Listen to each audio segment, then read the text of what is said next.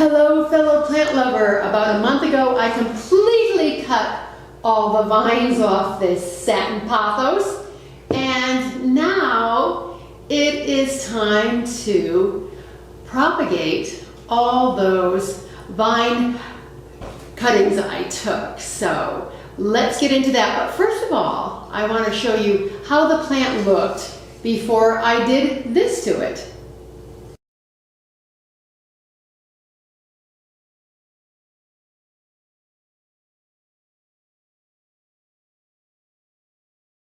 So it's thin on the top, nice and full with big leaves in the middle, and then these long trails. So it is time to do something about this, so let's head into the kitchen. And this here is what I am left with. I prune this Satin Pothos every year.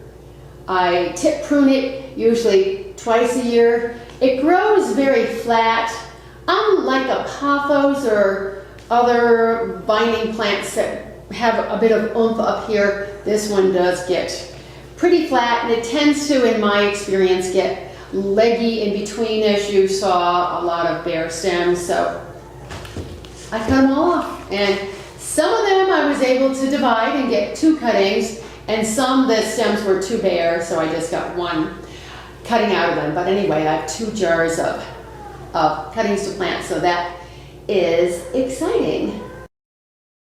So here are the 2 jars of cuttings here, and immediately after I took the cuttings, I got them into the water, and then I put them in my bathtub because I don't use my bathtub. There's a big window by the bathtub, gets a lot of beautiful light, so that's where I have a lot of plants. I have quite a few plants there, and that's where I put plants that are propagating because it's wonderful bright light, but it's not direct hot sun.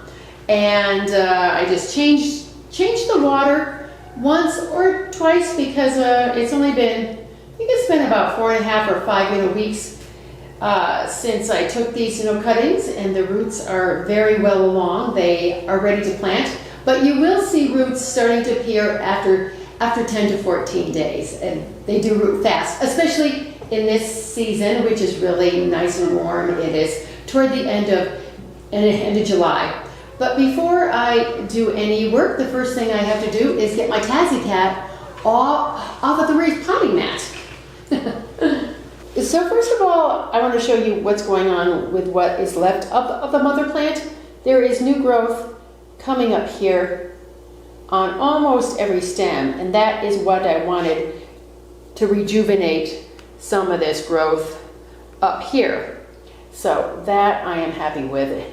As you can see, there's some right there too, and some down in there. So that is good. And then at first I was going to just plant all the cuttings in here, but I thought, no, it would be easier if I took them out because I have probably about 8 or 10 cuttings to plant, and to try to get them in here with these in here, I thought it would be easier just to take everything out of this pot, take this parent plant out here, and then it'll also get some new soil because I repotted this plant probably about 3 years ago, maybe a little bit long, yeah, 3 years. So it's due for some new soil. This is the soil blend I'm going to use. It's the same one I use for pothos and that type of thing. Philodendron Brazil, all that. It's potting soil, is some local compost, and some nice chunky succulent and cactus mix. And then over off to the right, I have a bag of worm castings or worm compost. So that is what is going to be the blend. And let me show you the root action on the cuttings here. There you go. You see there's some nice healthy roots on there, well along. If you are planting back into an established pot like this, or one that has more growth in it, and you want to just add a few cuttings, it's easier if the roots aren't too extensive. It's much easier to get them into the pot. That's why, because I'm planting so many cuttings in here, I'm going to take the plant out. It'll be easier rather than trying to work them in here. So I'm going to get this out of the pot. As you can see, the old cat didn't go too far. He loves the mat. He loves bags too. If you have cats, I'm sure it's the same. But anyway, let's see here. Let's get this out of the pot. There we go. Just right out there. And I'm going to put it over there. I'm just going to put it back in the same pot because I don't want another 8-inch pot, and the roots aren't too bad on it. So I'm just going to put a piece of paper with holes punched in it over this, because as you can see, there are quite a few drainage holes in there, which is great because that's what we want. But I don't want all this new soil mix to flow out right away. So let me get this, trying to work around the big beast here. Okay, so we're just going to take a few handfuls and get some in the bottom here. Just enough to cover it in an inch or two, because there's some soil on this root ball here. Obviously, the root ball is full of soil. So I'm going to take some just off of the top here, this older soil, get rid of that. I'm going rogue today. I don't have gloves on. And let's see how much more we have to add in. Oh, there we go. I think I'm going to define this if I can. It'll be easier all the way around. Okay, the cat has to go now because this is too distracting. There was another cat approaching this potting operation, so I said, okay, both of you into the guest room. So, here we go. I broke it into two, which I wasn't planning on doing. I think it'll just be easier to get all these cuttings around these two. So as you can see from the plant, how big the root system is.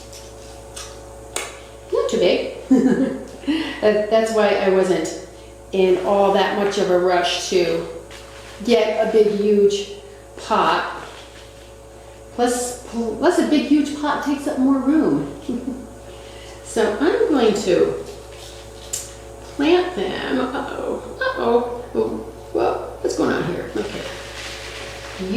I took off some, I'm just going to peel off a bit of the roots here. And put this over here.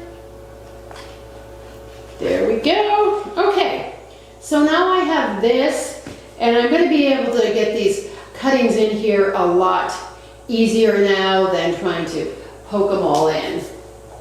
So let's start with this jar here. And I just go through and easier said than done. I should have had these untangled. And I'm just going to start to put them in around here and go all the way around. All these stems are rooted, as you can see there, so that's good. This one is a little stemmy, so I think I'll put it over here. It's a little bare at the top, so I'm going to put it near this one here.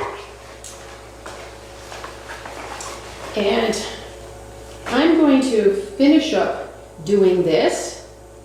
Oh, by the way, I have soil in the pot up to about here. It's not all the way up here. It just makes it a lot easier to get these cuttings in, because you can kind of poke them into the looser soil too. You can get them down in. So for this kind of thing, I found it's easier to not fill up the pot completely. All the stems are in now. I can adjust them slightly after I get the soil in the pot to help compact them. But I have some on the edge, and I put some coming out of the middle, but this really fills in the plant, that's for sure. This plant had nowhere to go but up. That is the truth. But sometimes you have to do that. You just have to give something a really big, give it a big, really cut back. And it, as I said in the video where I was pruning this plant, I did that to the philodendron Brazil. I've done it to pothos. I've done it to a Hoya, my Hoya that was growing outside that got heat stressed. I cut it back severely, and now it is growing beautifully indoors. Coming back just fine. Okay, so that's that. Now, time for a little sprinkling of the worm compost, the worm fertilizer in here, or as you can also think of it as worm poo-poo, but it's all composted down, so. But it's just a good way to nourish, and I'm not putting a lot in. That's a little bit to nourish it. And then some of this on the top, and we're almost there. Almost there. Beautiful. Beautiful. And this is a great time of year to do this. It's warm, the plants are growing like crazy, so it's a nice time to propagate and plant. All right, so I think I got everything pretty much in here. We're done with this project. As usual, it takes more time to gather all the materials and to clean up, rather than to actually do it. So here's how it looks here. I am going to slightly adjust these after I get it back in place. The soil is pretty dry, except for the roots were, the roots were nice and moist. I watered the plant like 3 days ago, because you don't want to repot or work with a stressed plant. So that was, the roots are fine, but the soil mix is really, really dry. So I want to thoroughly water that. I'm going to put it in the sink. I might need to wet it a few times when the soil is this dry, but that's fine because with all the drain holes, the water is going to flow right back out. And I will show you where the plant is going to go. It's going back into its spot at the end of the plant table, which you will soon see. So it sits with all these lovely other happy plants on the table. This one looks a little thin. She's the thinnest of all of them on the table, but you know what? If you haven't ever done this before, it's going to look awkward for a month or two. And then it'll really start to grow and fill in.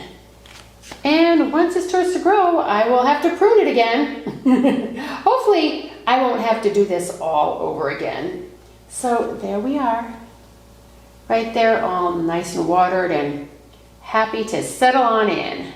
So I hope you found this video to be helpful, or at least interesting. I thank you so much for watching. I have a lot more videos on gardening indoors and outdoors coming your way, so stay tuned, come back, and thank you for all your likes and your subscribes. I appreciate them. Now, let's get into our indoor gardens, our beautiful indoor gardens, and make our worlds a more beautiful place. Thank you for watching. Catch you in the next one. Bye.